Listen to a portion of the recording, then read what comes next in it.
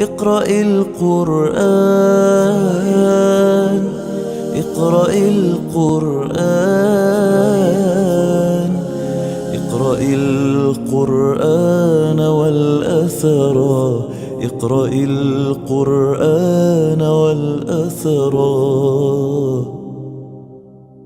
بسم الله الرحمن الرحيم. الحمد لله رب العالمين، وصلى الله على سيدنا محمد وعلى آله وصحبه الطيبين الطاهرين.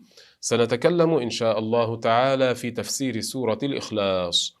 أعوذ بالله من الشيطان الرجيم. بسم الله الرحمن الرحيم. قل هو الله أحد. قل أي يا محمد هو الله أحد، أي إن الله عز وجل واحد لا شريك له ولا مثيل له ولا شبيه له سبحانه وتعالى، ليس كمثله شيء. ثم قال الله عز وجل: الله الصمد، وهو الله سبحانه وتعالى المقصود بالحوائج، فجميع الخلائق تفتقر إليه سبحانه وتعالى، وهو غني عن كل ما سواه. ثم قال الله عز وجل: لم يلد ولم يولد.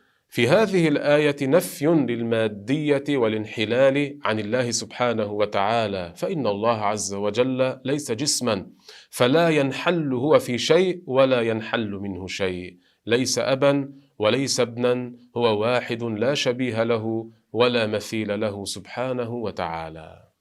ولم يكن له كفوا أحد. الكفء هو المثيل، فمعنى الآية أن الله عز وجل لم يماثله أحد، فإنه لا شبيه له سبحانه وتعالى، والله أعلم وأحكم.